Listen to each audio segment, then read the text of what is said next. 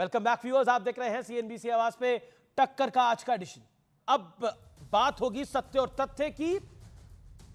800 साल बाद नालंदा विश्वविद्यालय फिर से गुलजार हो गया है। आज देश के प्रधानमंत्री नरेंद्र मोदी ने बिहार के राजगीर में नालंदा यूनिवर्सिटी के नए कैंपस का भव्य उद्घाटन किया।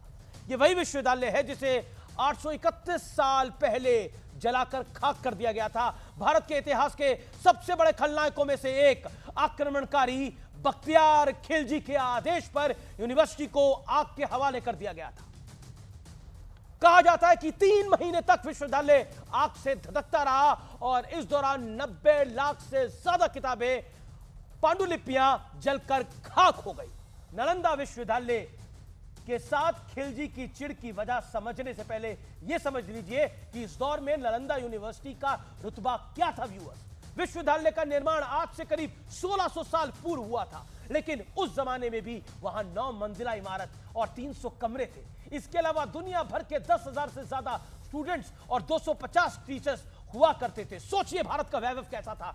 यानी जब दुनिया शायद साइन लैंग्वेज में बात कर रही थी, तब हमारी नालंदा यूनिवर्सिटी लिपियां, शास्त्र और चिकित्सा पढ़ा रही थी। यह गौरव था भारत का। लेकिन यह बात शायद उन लोगों को कतई पसंद नहीं आई जो अपनी मान्यताओं को ही दुनिया में इकलौती मान्यता मानते हैं।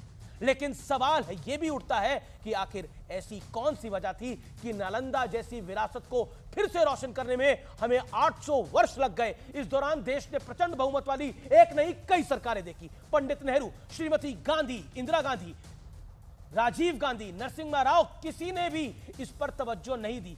2010 में मनमोहन सरकार ने इसे लेकर लोकसभा में एक बिल जरूर पास किया, लेकिन काम जस का तस पड़ा रहा, किसी ने कुछ नहीं किया। 2016 में मोदी सरकार आई, 2014 में जब मोदी सरकार आई तो नालंदा के नए कैंपस का शिलान्यास हुआ। आखिर पुरानी सरकारों में इसे कौन रोक रहा था? अयोध्या का मसला तो कोर्ट में के केस में फंसा हुआ था, इसलिए समझ आता है कि वहां मंदिर के निर्माण में 500 साढ़े 500 साल का वक्त लग गया।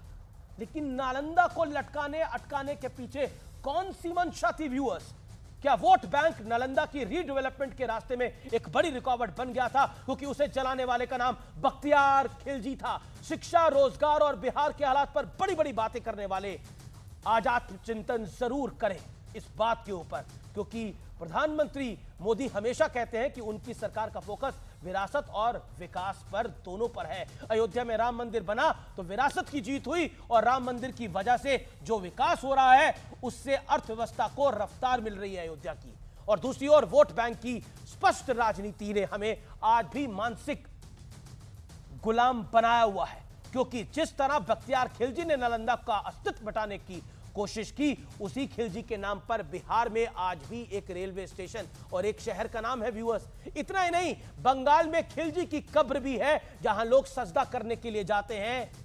वाकई ये भारत है जिसमें ये सब कुछ हो सकता है, कोई और मुल्क ये सहन नहीं करेगा।